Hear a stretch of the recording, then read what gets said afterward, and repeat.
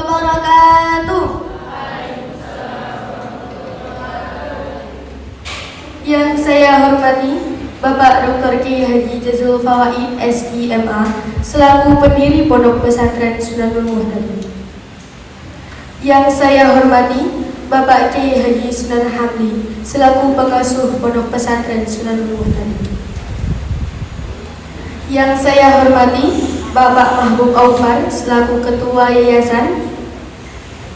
Yang saya hormati Bapak Sidi Ahmad Nasi selaku Direktur Pondok Pesantren Sunanul Muhtadin. Yang saya hormati Bapak Sidi Ahmad Nasi, Bapak Saulan Al-Faruq, Bapak Hasanuddin selaku Kepala Sekolah. Yang saya hormati Bapak Aan Haryono, dan yang saya hormati Bapak Abdul Rahman, dan yang saya hormati Ustadz-Ustadzah yang hadir dan tak lupa serta teman-teman yang berbahagia. Pertama-tama marilah kita panjatkan puja dan puji syukur kehadirat Allah Subhanahu wa Ta'ala yang telah melimpahkan rahmat dan hidayahnya sehingga kita bisa berkumpul dalam acara pagi hari ini dengan keadaannya sehat walafiat. Kedua kalinya salawat serta salam kita haturkan kepada baginda Nabi Allah Muhammad sallallahu alaihi wasallam yang telah menuntun kita dari jalan yang gelap menuju jalan yang terang, dari zaman jahiliyah menuju zaman Islamnya. Saya sebagai pembawa acara akan menyampaikan susunan acara kali ini. Diawali acara yang pertama yakni pembukaan, disusul dengan acara yang kedua yakni sambutan-sambutan, diakhiri dengan acara yang ketiga yakni penutupan. Kita awali acara seminar kita pagi hari ini dengan bacaan Ummul Kitab. Ala hadiyah wa likulli niyatin salihah. Al-Fatihah.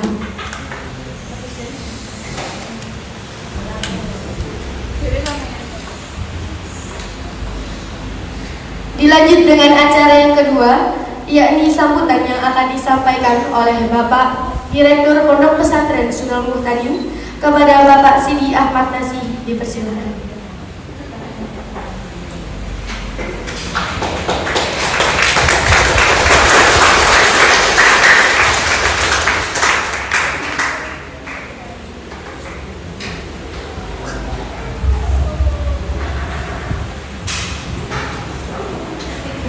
Bismillahirrahmanirrahim. Uhayyikum tahiyyah islamiyah, tahiyyah min ahli jannah, tahiyyah khairu min tahiyyah, fa tahiyyatul islam ya salam. Assalamualaikum warahmatullahi wabarakatuh. Alhamdulillah adada khalqi wa ridha nafsi wa zinata arshi wa midada kalimati. Asyhadu an la ilaha illallah wahdahu la syarika lah wa asyhadu anna Muhammadan abduhu wa rasuluh. Allahumma sholli ala Sayyidina Muhammad wa ala ali Sayyidina Muhammad. Alhamdulillah, puji syukur kehadirat Allah Subhanahu wa Ta'ala yang telah melimpahkan rahmat hidayah ma'unah kepada kita semuanya sehingga kita bisa bermuajahah berkumpul di tempat yang penuh berkah ini di pesantren modern Sunanul Muhtadin. Salawat beraturkan salam semoga tetap tercurahkan kepada junjungan kita Nabi besar Muhammad SAW yang telah memberikan kita arahan, petunjuk, suri tauladan yang bagus sehingga kita masih tetap dalam iman dan Islam sampai saat ini. Alhamdulillah, fi hadha sabah al-bakir qadarna al-hudur wal ihtifal fi hadhihi al-qa'ah al-istimaiyah laisa illa li ajli bi an nashtarik barnamaj yakni barnamaj al-kabir wahia barnamaj di al-kitabah, di al-kitabah. Alhamdulillah. Maka menulis itu penting. Kalaulah orang ingin maju harus banyak-banyak menulis.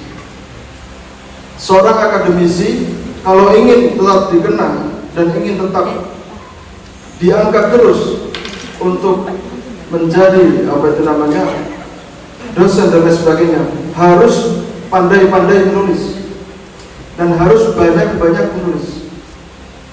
Maka menulis itu sangat penting. Ada istilah dari Imam Syafi'i mengatakan al-ilmu suydun wal kitabatu qayduhu. Qayyid suyudaka bil hibalil wathiqah. Fa min al-habaqah an tazida ghazalah wa tatrukaha bainal khalaiqi taliqah. Al-ilmu suydun. Ilmu itu bagaikan hewan buruan yang buas, yang lepas. Wal kitabatu qayduhu. Dan tulisan adalah pengikatnya.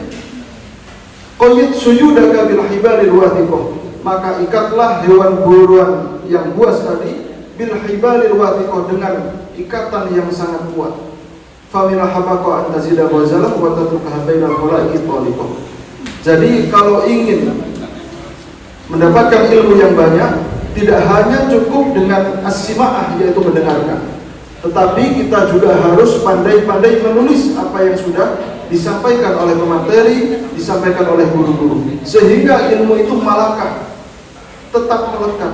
Kapanpun kalian membutuhkan daripada tulisan itu, bisa kalian buka lagi. Akhirnya ilmu itu tetap pada diri kalian masing-masing. Bentum guru, mari kita buka acara pagi hari ini dengan doa Al-Fatihah. A'udzubillahi minasyaitonir rajim. Bismillahirrahmanirrahim. Alhamdulillahirabbil alamin. Ya na'budu wa iyyaka nasta'in. Baik. Syukran. Assalamualaikum warahmatullahi wabarakatuh.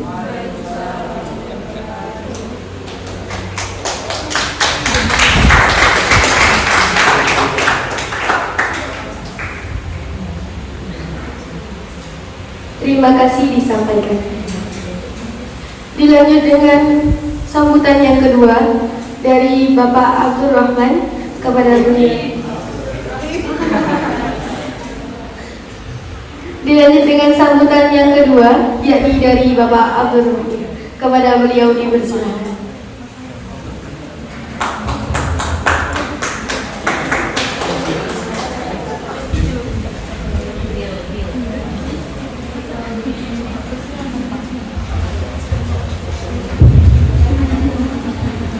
Assalamualaikum warahmatullahi wabarakatuh.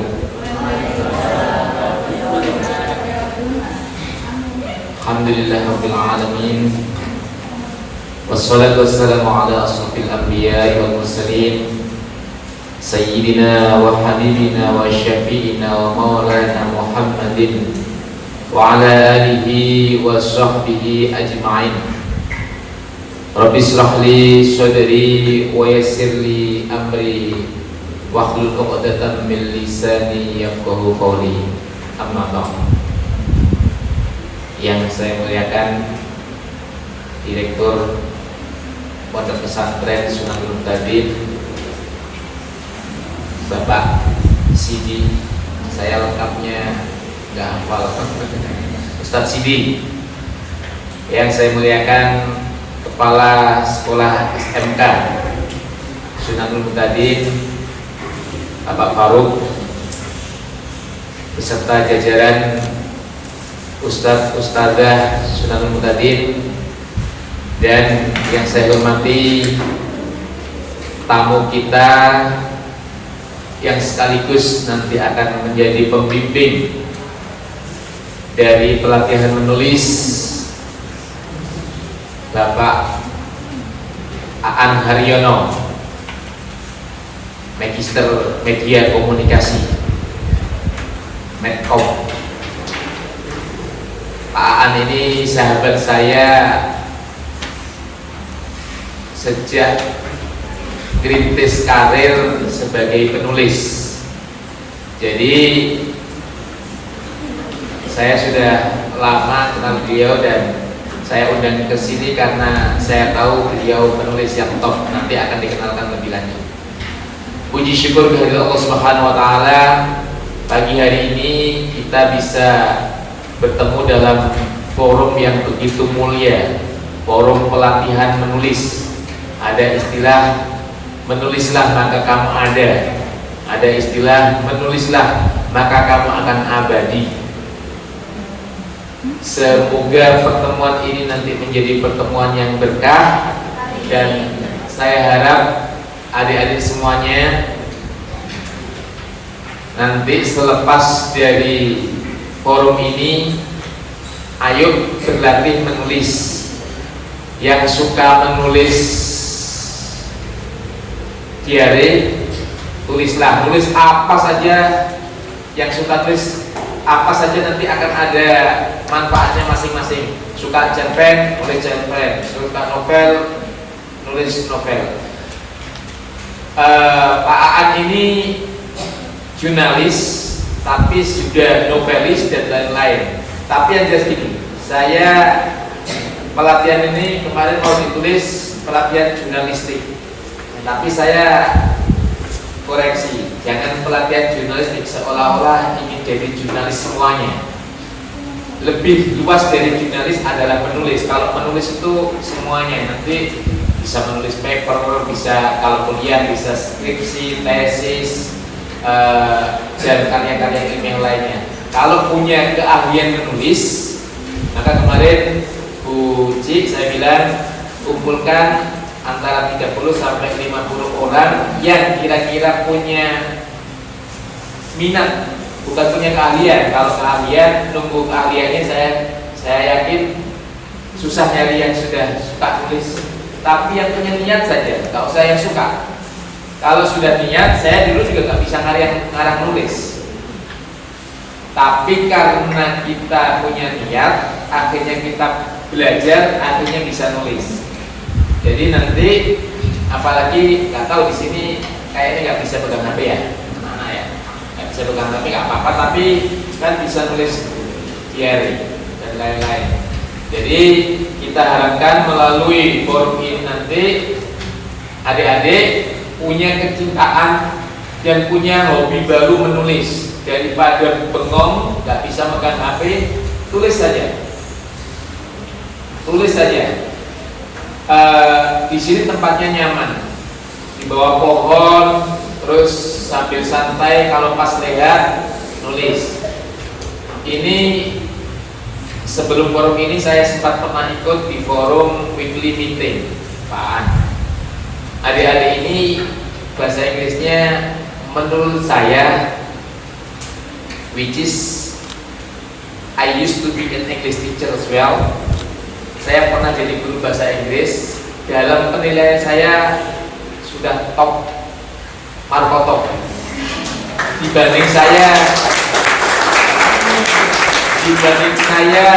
seusia ini ya gak ada apa-apanya, jauh.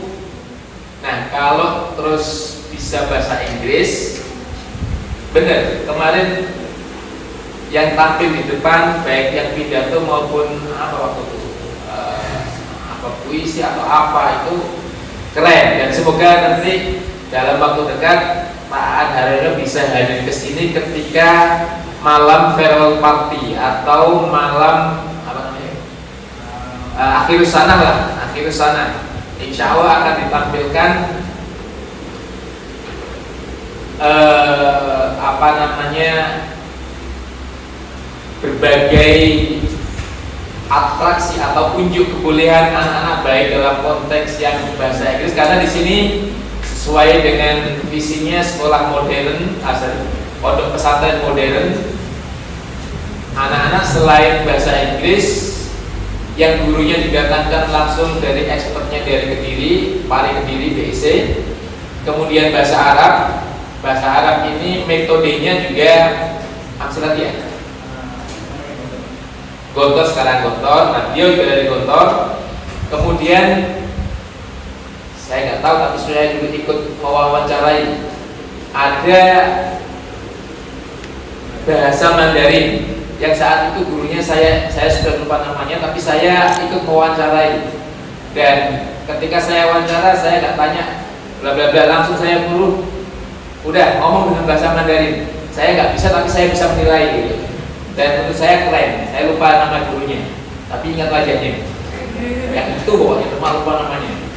Yang jelas bahasa Inggris oke, bahasa Mandarin ada, bahasa Arab langsung dari Gontor yang kita kenal. Dan guru-gurunya dulu saya beberapa ikut mewawancarai. Saya sampai bingung, dulu itu ada lulusan fisika IPS, IP-nya juga tinggi. Enggak saya rekrut, Pak. Saking banyaknya pilihan guru-guru keren yang mau masuk. Di rekrutmen tahap pertama, kita waktu itu kalau nggak salah rekrut sekitar ya apakah 12 atau 15 tenaga pengajar. Itu yang lamar 100. Berarti kan kita milih-milihin yang ada yang terus berikutnya ada yang dari Ciputra, ada yang kayaknya ketika waktu COVID banyak yang nganggur, lulusan-lulusan baru susah nganggur, banyak. Artinya apa? Guru-gurunya keren-keren. Dan ini kemarin kita diskusi dengan Pak Jazil, anak-anak harus diajari menulis. Nanti dipandu oleh beliau. Beliau ini profilnya top. Di antara teman saya punya banyak ratusan teman jurnalis. Mungkin yang paling banyak bukan gelarnya, tapi gelar juaranya, juara menulis ya Aan Haryono ini. Setahun itu. Dan ini Ustaz Sidi dan Ustaz Farum, saya berharap ini sebagai usulan karena dulu saya juga pernah jadi guru di bahasa Inggris Surabaya. Usahakan adik-adik atau anak-anak di sini, kalau kan ini nggak jauh dari kota, tempat ini nggak jauh dari kota. Artinya kalau ke KB aja ya hanya butuh waktu. Artinya aksesnya baik terjangkau lah. Ke Surabaya juga terjangkau menurut saya. Saya rasa kalau sekarang pasti lebih banyak. Zaman saya ngajar di Surabaya dulu, yang waktu itu khusus bahasa Inggris ya. Kalau ada lomba bahasa Inggris, baik itu speech contest atau spelling contest, ikutkan. Saya kemarin diskusi dengan Pak Jazil, kalau ada lomba apa saja ikutkan, termasuk nanti ini yang latih ini juara menulis tingkat nasional. Internasionalnya belum karena belum doktor. Nanti kalau doktor terus artikel-artikelnya masuk Scopus ya baru. Sekarang masih tingkat nasional. Juara dari berbagai ajang lomba menulis, baik nanti dibagikan CV-nya. Biar terinspirasi, bukan untuk pamer tapi terinspirasi. Oh, Pak Aan ini lomba tulis Pertamina yang sekali nulis hadiahnya ada yang 25 juta sekali lomba. Itu benar. Pak Aan ini kalau dikumpulkan nggak tahu sudah berapa gelimang hadiah yang dikumpulkan dari lomba menulis. Dari teman saya, beliau yang paling sering juara menulis tingkat nasional maupun regional. Saya ingin kasih tahu ini biar adik-adik terinspirasi. Dari menulis itu bisa jadi selain nanti kalau yang punya niat jadi misalnya jurnalis lewat menulis. Saya dulu terinspirasi jadi jurnalis setelah jadi guru bahasa Inggris di Surabaya. Waktu itu tujuan saya sederhana.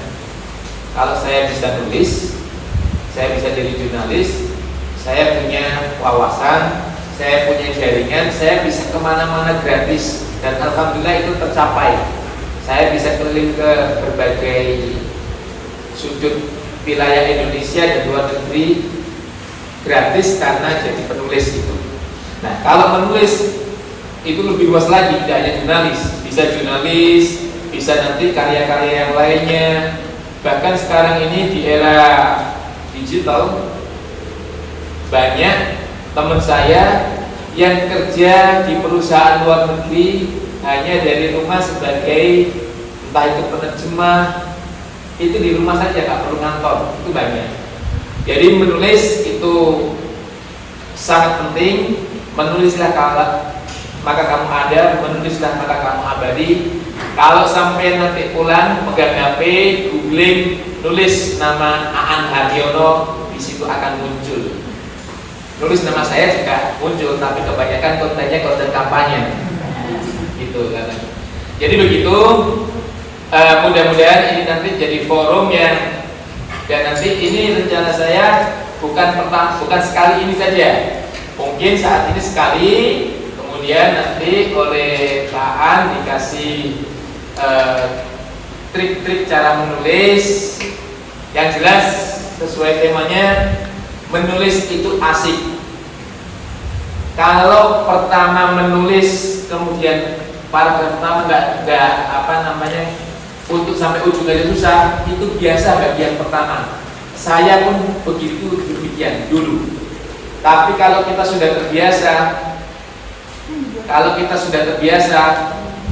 apalagi bagi ustazah yang belum nikah, saya dulu ketika mau nembak istri saya, jadi kalau sekarang masih ada, bisa kayak novel, setiap habis ketemu pulang sambil galau gitu. Dan kalau galau tulisnya biasanya lebih bagus daripada ketika bahagia. Saya dulu berimajinasi, oh ini ketika saya proses tembak dan mau melamar istri saya, ini bisa jadi satu kayak novel sendiri. Setiap pulang gitu saya tulis di kantor, habis deadline saya tulis itu bisa jadi segini sendiri per judul. Waktu itu saya bayangin nanti kalau saya sudah nikah saya bikin lagi, terus kalau punya anak saya bikin lagi. Ternyata ketika bahagia itu malah susah nulisnya saya. Pas galau, makanya banyak karya-karya lagu-lagu itu kalau yang sedih-sedih, melo-melo itu ya putus cinta dan lain-lain, itu nulisnya bagus-bagus, liriknya bagus-bagus, deep dalam biasanya karena ini. Jadi ini sebagai pengantar, saya harap nanti adik-adik bisa mengikuti pelatihan ini dengan maksimal, termasuk ustadz-ustadzanya kalau mau ikut ini nggak ada. Kemarin sama Pak An mau ditulis pelatihan kreatif menulis anak, saya bilang jangan anak, memang ini anak-anak sekolah, tapi kirain kemarin ada anak-anak aliyah juga, ternyata ada ya? Oh ya, jadi tapi kalau ustadz-ustadzanya mau ikut, ini forum yang mahal, langka. Jadi beliau ini dulu di Surabaya Pos bareng saya, kemudian saya pindah ke Sindo, beliau juga pindah ke Koran Sindo bareng saya, Indo itu seputar Indonesia, dan sekarang banyak mengisi berbagai pelatihan menulis di berbagai daerah di Indonesia. Itu sebagai pengantar, saya harap adik-adik nanti mengikuti dengan senang, gembira, dan ke depan mau belajar menulis. Yang ini tidak berhenti di sini. Habis pelatihan nanti harus terus menulis, dan akan ada pertemuan-pertemuan berikutnya secara berkala. Begitu Pak Sidi, Pak Faruk, dan para ustadz-ustadzah sebagai pengantar dari forum ini. Monggo langsung mawon Pak Aan Haryono, stage is for you. Wallahul muwaffiq ila aqwamit thoriq. Assalamualaikum warahmatullahi wabarakatuh. Terima kasih untuk pemateri kita yang keren, Pak atau Mas Aan Haryono. Monggo.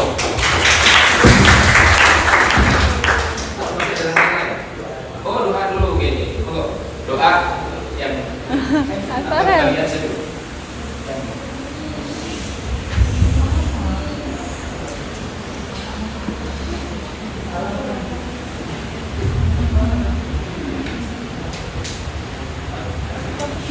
Terima kasih disampaikan. Sampailah kita pada acara yang terakhir, yakni penutupan dan doa. Saya membawa acara pamit undur diri. Syukran ala ihtimamikum, atlubul afwa in wajadtum khata'an. Sekian dari saya. Wassalamualaikum warahmatullahi wabarakatuh. Doa akan dipimpin oleh Ustaz Saudara Al-Fadhil. Kepadanya dipersilakan.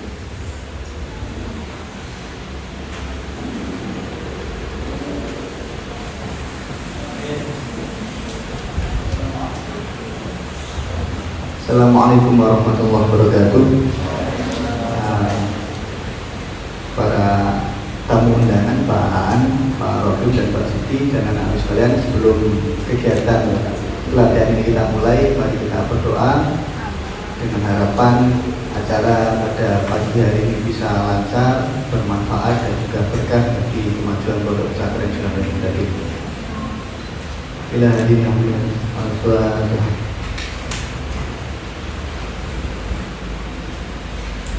Bismillahirrahmanirrahim. Alhamdulillahirabbil alamin. Ya Rabbana lakal hamdu wa lakal Allahumma shalli salatan kamilatan wa salli salaman taman ala sayyidina Muhammadin wa ala alihi wa sahbihi. Adna lana al-husna wa al-hasanah fi kulli ma'ruf. Allahumma ya yassir lana umurana wa khayr kulli umurina. Allahumma ighfir lana wa liwalidayna wa mashayikhina wa ila rahmatika. Rabbi zidna ilma wa amal salih. Rabbi shrah li sadri wa yassir li amri. Rabbana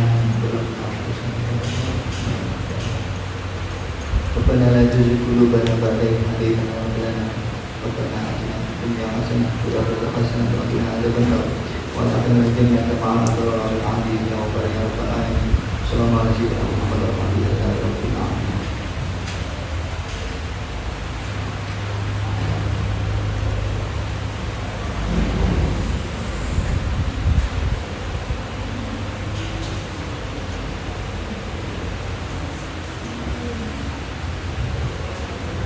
Dilanjutkan dengan agenda selanjutnya, yaitu ini pelatihan kepada moderator Ustazah Putri di Pusat.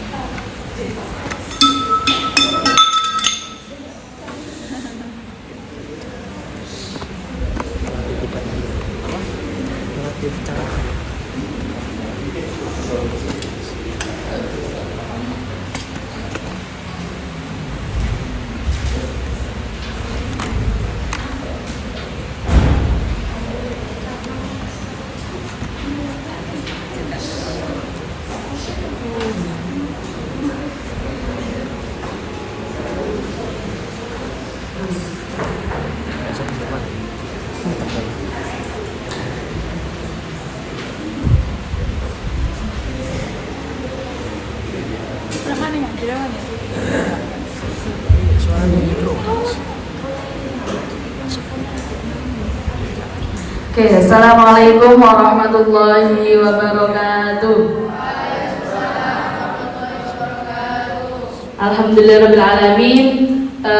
Pada pagi hari ini kita semua sudah berkumpul di acara yang sungguh luar biasa ini ya, yang mana kegiatannya adalah pelatihan karya tulis santri dengan tema menulis itu asyik. Oke, sebelumnya Pak Aan Haryono, perkenalkan nama saya Bu Putri, asli dari Tanggul. Kalau mau ke Tanggul mampir. Dan juga sedikit cerita sebelum masuk ke pembahasan. Dulu saya itu di kampus tertarik sekali dengan jurnalis. Kata Pak Rohim tadi 11-12 sama jurnalis ya Pak. Sungguh asik memang jadi jurnalis itu, apalagi kalau pandai untuk menulis. Dan sedangkan kalau di kampus saya, karena saya orang PMII dulu ya, jadi dulu itu sangat keras dengan jurnalis karena sedikit banyaknya kegiatan-kegiatan PMII itu sangat menolak dengan namanya jurnalis. Biasanya dikit-dikit ngeliput seperti itu Pak.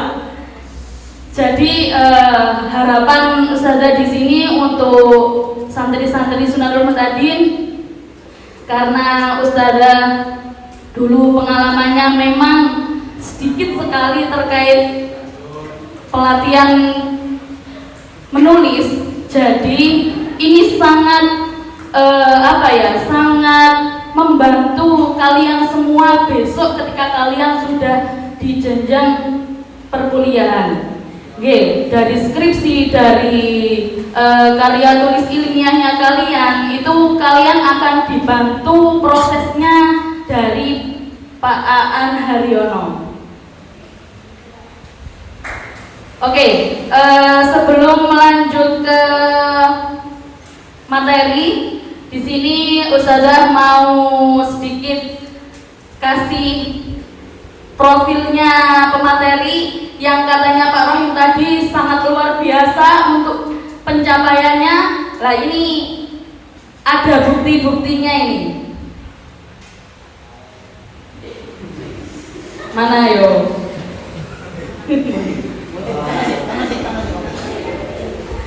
Wah, di prank.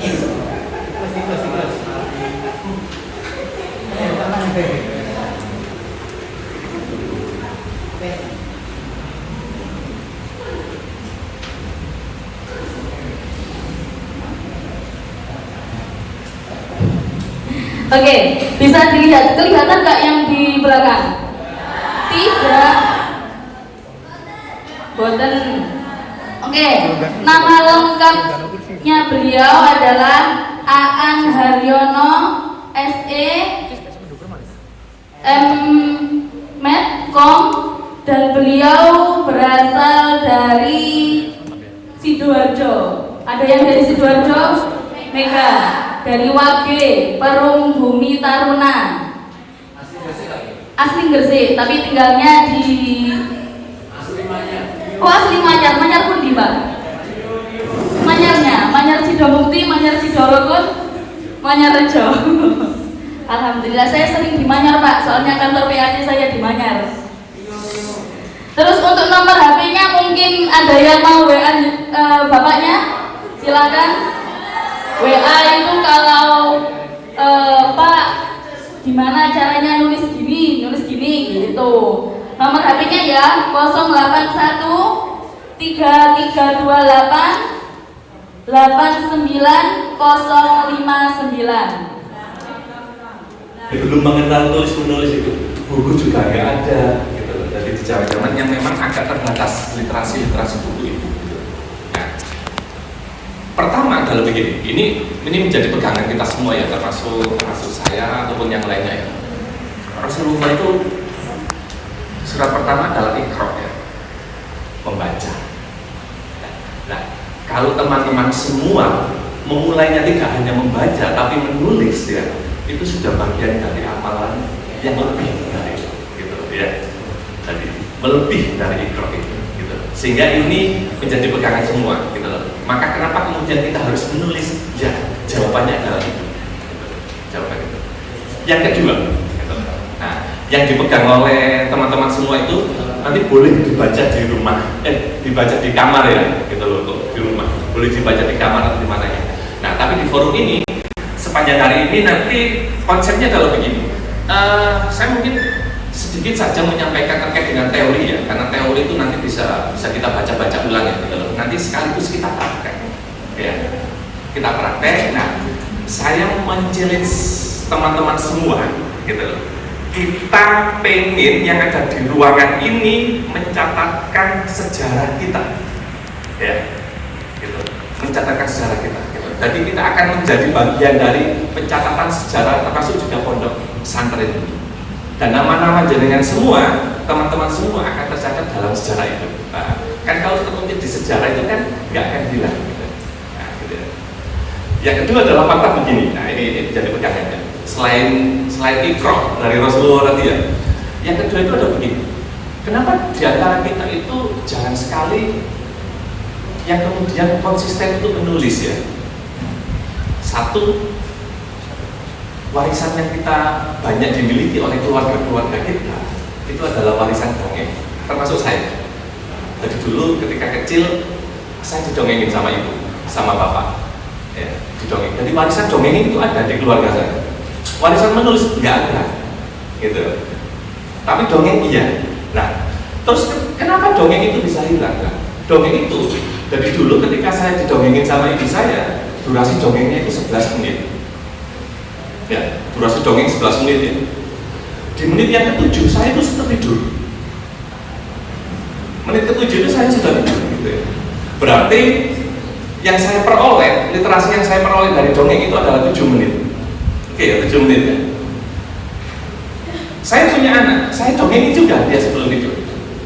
Ya. Di menit yang ketiga, anak saya sudah tidur. Ya, berarti durasi dongeng itu tersisa 3 menit. Ya. Nanti cicit saya, ya didongengin juga sama cucu saya, sesama anak saya. Ya, di menit yang pertama dia sudah tertidur, gitu. Sehingga di fase itu cicit saya itu hanya menerima 1 menit saja. Nah gitu, itu warisan dongeng. Tapi kalau warisannya itu adalah tulisan, ya, maka ini akan bersifat abadi. Ya, ini akan bersifat abadi. Dan yang kedua, kenapa saya senang sekali kalau datang ke pondok pesantren? Ini yang akan agak unik Pak Rohim. Jadi di Jawa Timur itu literasi paling tinggi itu malah dari pondok pesantren. Saya sepanjang 2018 dan 2019 itu saya keliling di 38 kabupaten kota. Waktu itu dengan Balai Bahasa Jawa Timur gitu. Bikin kelas-kelas literasi seperti ini gitu. Dan ternyata tingkat literasi yang paling tinggi itu ada dari pondok pesantren. Nah ini fakta baru gitu bagi kami nanti ini. Termasuk dari guru-guru itu yang paling bagus waktu di tahun itu ya, guru-guru Sumeneb. Padahal jauh dari perkotaan, jauh dari Surabaya, malah yang di Surabaya itu malah tingkat literasinya malah rendah gitu. Nah itu fakta yang kedua. Artinya literasi yang dibangun di pondok pesantren ini kan kita setiap hari itu ruang-ruang kajian itu terjadi, ruang-ruang interaksi musyawarah itu terjadi, ruang diskusi itu terjadi, sehingga itu konsisten terus gitu. Nah orang menulis itu sama seperti kayak orang berbicara seperti ini. Kalau di kepalanya tidak ada sesuatu, ya nggak ada sesuatu yang disampaikan, atau nggak ada sesuatu yang bisa ditulis. Gitu. Nah, saya kembali ke sejarah Indonesia dulu ini untuk penyemangat jenengan semua ya, teman-teman semua. Apakah dari pondok pesantren banyak penulis-penulis? Banyak. Ahmad Tohari, penulis Ronggeng Duku Parut yang bukunya abadi ya, sampai sekarang pun biasanya di setiap perpustakaan pasti punya buku babon itu. Ronggeng Duku Parut itu menjadi buku babon karena trilogi. Nah nanti cari ya. Kalau perpustakaan di sini gak ada, nanti minta Pak Afid ya. Kita harus punya itu yang namanya buku Ronggeng Duku Parut namanya. Itu buku sampai sekarang itu menjadi hasanah sastra paling tinggi untuk anak-anak di tingkat sekolah. Gitu. Dan penulisnya Ahmad Tohari. Ahmad Tohari itu siapa? Kiai. Punya pondok pesantren di Banyumas. Kiai. Gitu. Dengan ruang sastra yang ditekuni. Gitu. Yang kedua, 2019 kemarin baru ke Pondok ada yang namanya Danarto, kiai juga, penulis juga. Bukunya yang terkenal apa? Good Love. Satu-satunya sastrawan Indonesia yang dia memiliki aliran surrealisme. Bukunya luar biasa dan sampai sekarang juga masih menjadi kajian-kajian di berbagai perguruan tinggi untuk pembelajaran sastra. Siapa dia? Dari kalangan pondok pesantren. Tentu terus kemudian yang selanjutnya yang masih bisa kita nikmati sampai hari ini ya, Gusmus juga masih produktif untuk menulis, membuat puisi dan macam-macamnya itu. Nah, artinya kita sampai hari ini pesantren itu menjadi ruang untuk menciptakan produk-produk yang memang dihasilkan dari ruang-ruang sastra itu. Itu yang harus dilakukan. Nah, fakta yang ketiga sebelum saya masuk ke teori-teori yang nanti bisa kita serap bersama ya. Menulis itu bukan berasal dari DNA. Ya, artinya begini. Orang tua saya bukan penulis, saya tidak bisa menulis. Ya. Menulis itu adalah soft skill. Ya. Siapapun, latar belakang ilmu apapun, latar belakang sosial dia dari manapun, semuanya memiliki bakat untuk menulis. Ya. Dan ini perlu ditegaskan seperti itu. Gak ada yang namanya karena ibu saya penulis maka saya adalah orang yang satu-satunya yang bisa menulis. Enggak, semuanya bisa menulis. Bahkan dulu ini saya agak cerita penyemangat juga. Saya bisa menulisnya ya sama, otodidak seperti. Jadi dulu itu saya loper koran, Mbak Ustazah betul. Saya loper koran. Di saat teman-teman yang lainnya aksi demonstrasi misal dulu ya, saya pagi sudah loper koran. Loper koran itu kalau jam 7 kan sudah selesai gitu. Ada yang namanya koran retur. Koran retur itu koran sisa yang tidak terkirim ke pembaca. Ada 10-7 biasanya gitu. Jam 7 itu saya sudah di pinggir jalan gitu, buka-buka aja gitu. Sesuatu berasal dari Iqra itu membaca. Tadi saya baca, nulis opini itu begini, nulis karya jurnalistik itu begini. Waktu itu koran itu kan ragamnya cukup banyak di tahun itu ya, gitu. Di akhir tahun 90-an dan di awal 2000-an gitu ya. Ada kolom pojok, ada kolom bawah box gitu. Kalau sekarang sinar bicas gitu ya. Saya pelajari kalimat per kalimat. Benar-benar belajar sendiri gitu. Nah, artinya dari situ ternyata ruang-ruang literasi itu bisa kita bangun bersamanya dari situ. Ya, gitu ya. Nah, terus nyambung sama yang disampaikan oleh Pak Rohim tadi yang sebentar. Kenapa kok nanti bisa kita praktekkan begini? Kenapa kalau misalnya kalau hari ini ya teman-teman semua saya tugasin sekarang bikin sebuah paper, nggak usah panjang-panjang, 1 halaman saja gitu misalnya. Pertama nulisnya semangat sih. Kemarin tulis menit ke-5 nulis mandek pulpen ini. Digerak-gerak ini nggak bisa terus membangun ini. Oh gitu lanjutnya. Tadi tiga kalimat bisa dilakukan gitu loh. Selanjutnya ini tangannya nggak bisa gerak bisa nih. Gitu. Selanjutnya aku paling guru ngopi, minum kopi gitu, misalnya seger, minum air putih gitu seger. Lanjut, ya nggak lanjut tangannya gitu. Wah aku perlu wudhu misalnya seger.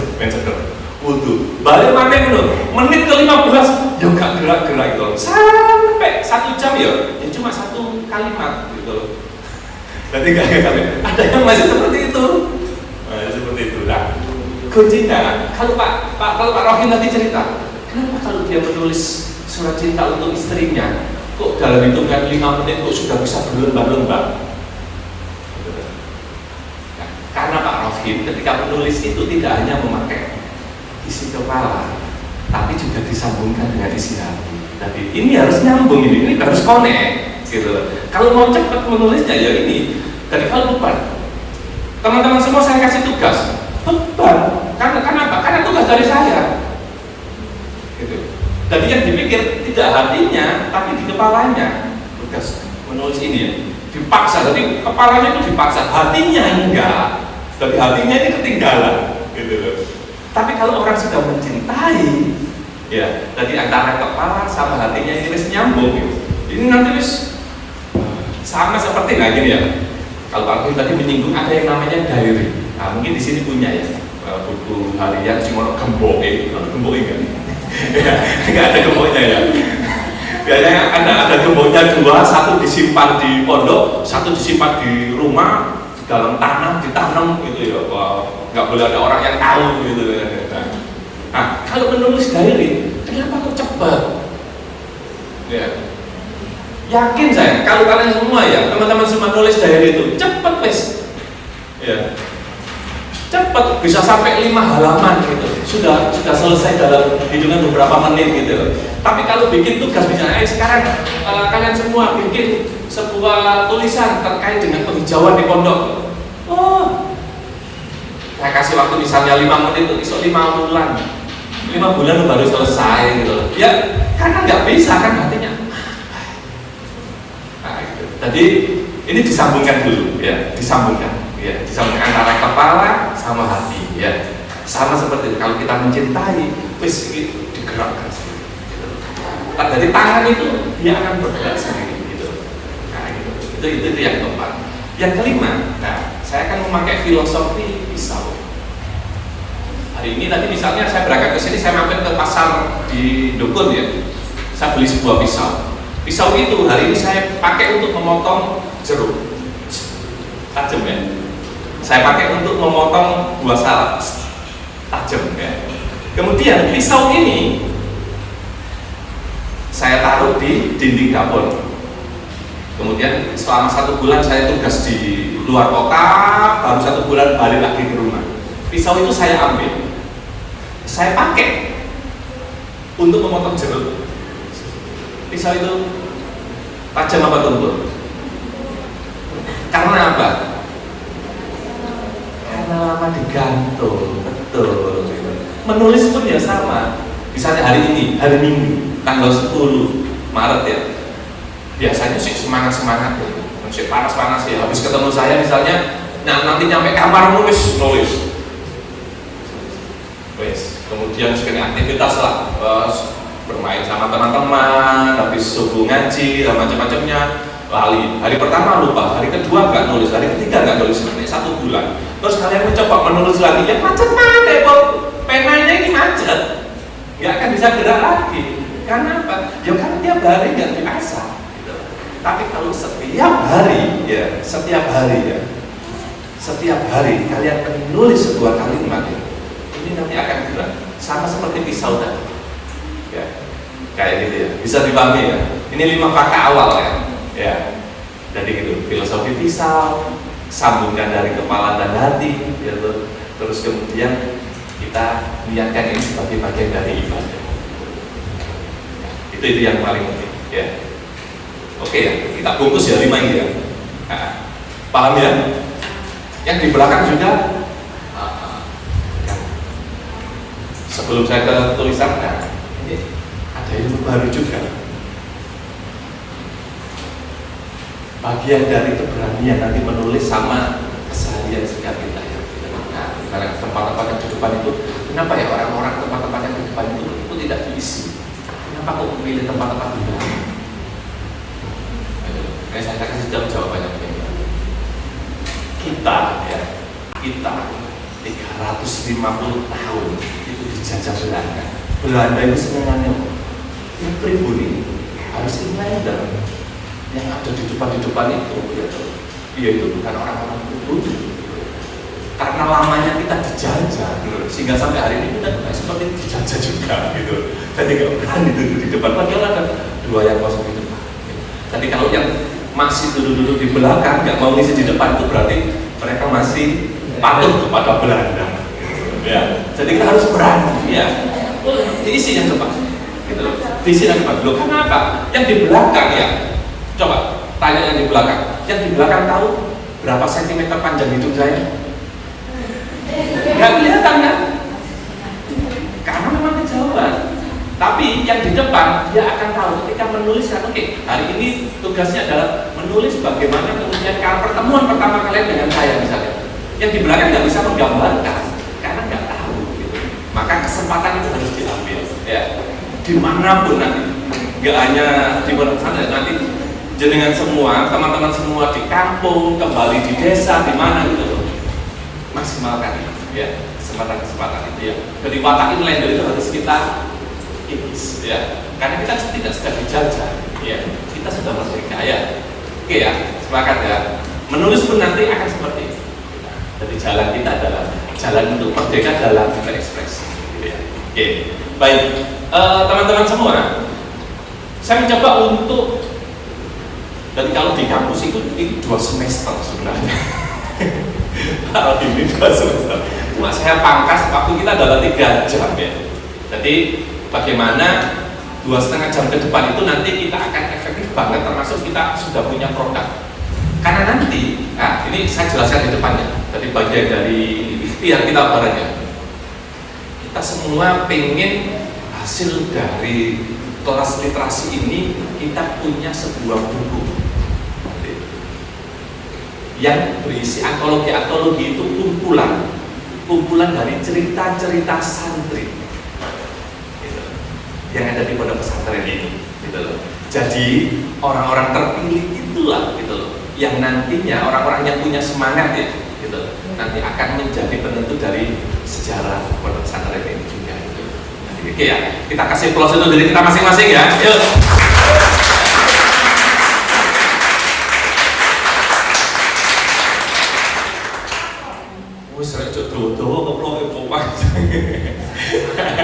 Oke, gitu ya. Jadi ini teori ya, nanti bisa dibaca-baca gitu loh. Teori itu sebenarnya untuk rambu-rambu saja. Selebihnya yang menentukan itu tentu adalah semangat dari kita. Masing-masing dari individu nanti akan berbeda. Apa yang membedakan? Semangatnya. Gitu loh ya. Mereka yang punya niat yang nawaitunya sejak awal sudah dibulatkan ya, dia akan menjadi pemenangnya gitu loh. Nah, penulisan kreatif Mas. Ya. Ini yang pertama Mas. Ini luar biasa loh itu, bisa menulis itu. Yang pertama itu ajang curhat. Yang kedua bermain tidak pikun loh, harus tidak pikun bareng. Kenapa orang menulis itu tidak pikun? Ya karena dia mengisahkan lagi, mengulang lagi, menarasikan lagi. Kayak demikian. Nah, sehingga disitulah kemudian dia menjadi bagian dari proses gitu. Nah, nanti teman-teman semua akan masuk di dalam ruang-ruang itu. Next, tadinya. Nah, semua karya tulisan. Nah, ini nanti teman-teman mungkin di kelas bahasa itu nanti juga akan diingatkan kembali. Semua karya itu adalah namanya adalah karya-karya prosa. Ya. Karya prosa itu punya macam jenis-jenisnya. Nah, ini agak-agak teknik ya. Yang pertama di situ ada karya jurnalistik, di situ ada opini, di situ ada cerpen, di situ ada novel, di situ ada cerbung, di situ ada fabel. Tahu fabel? Apa fabel? Cerita tentang hewan. Salah satu fabel terbaik yang pernah dibuat di Indonesia berjudul Harimau. Nah, coba cari buku itu buku fabel terbaik.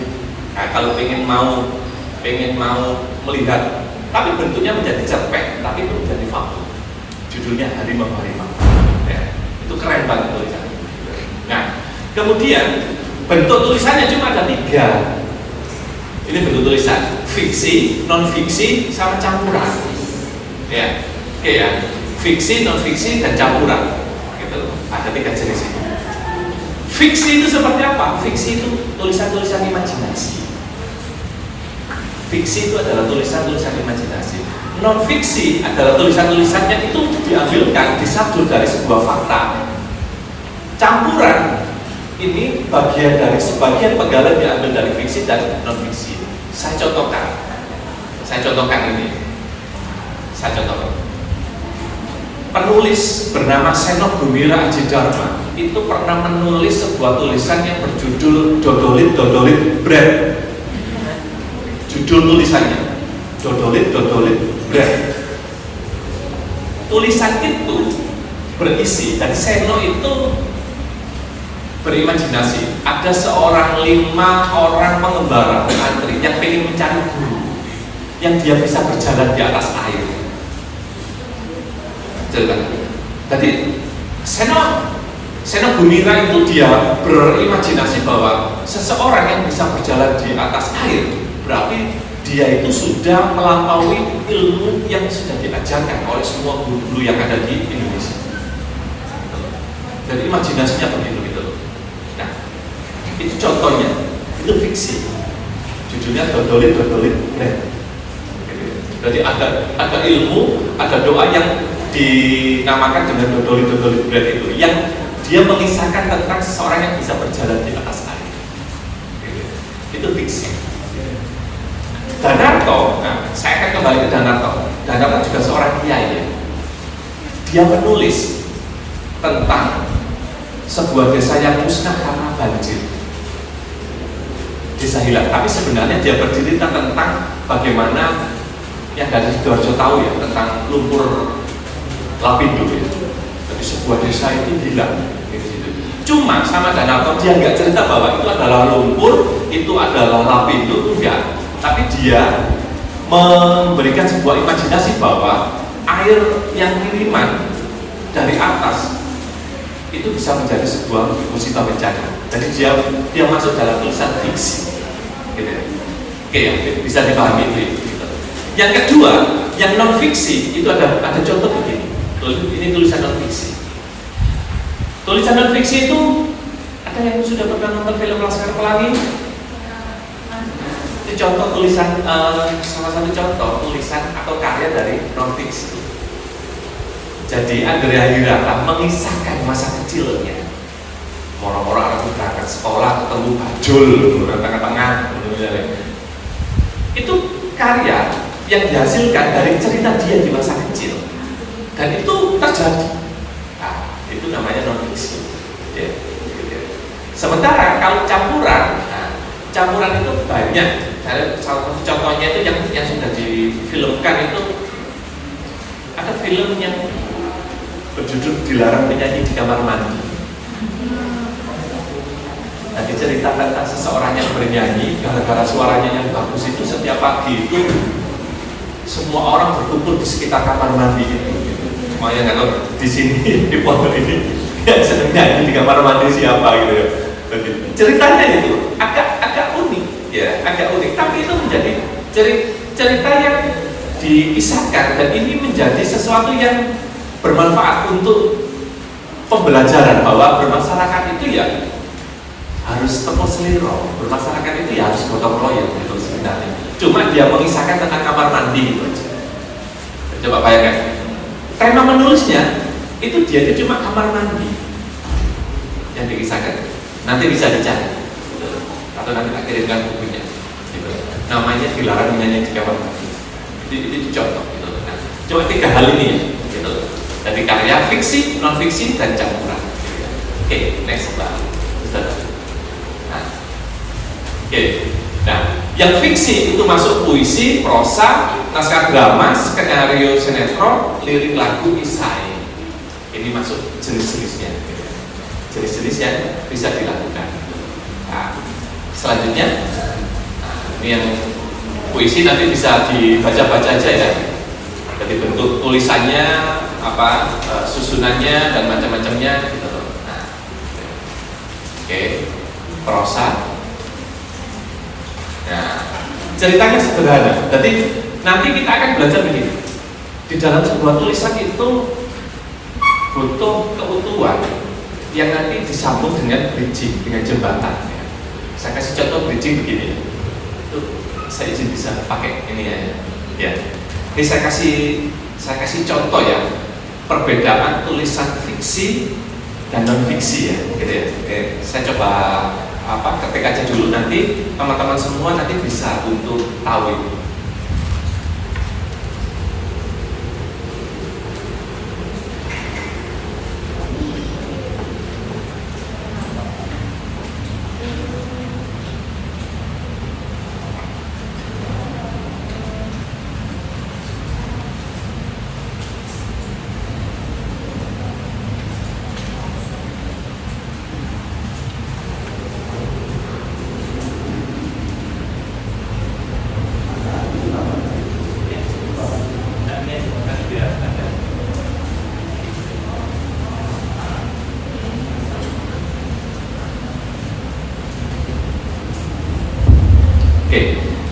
Yang pertama ini saya pengen mencontohkan untuk teman-teman semua salah satu karya dari penulisan fiksi dulu ya, gitu. Ini fiksi ya, fiksi ini saya mungkin ambil dari sesuatu yang saya lihat pagi ini tadi aja ya, yang ada di pondok ini ya, gitu. Karena saya juga baru tahu, terus kemudian coba menggambarkan. Tadi tema yang bisa saya bangun meskipun saya baru 15 menit yang lalu misalnya berada di sini gitu ya. Nah, saya ingin mencontohkan itu. Oh, berarti tema di sekitar kita itu bisa untuk dilakukan.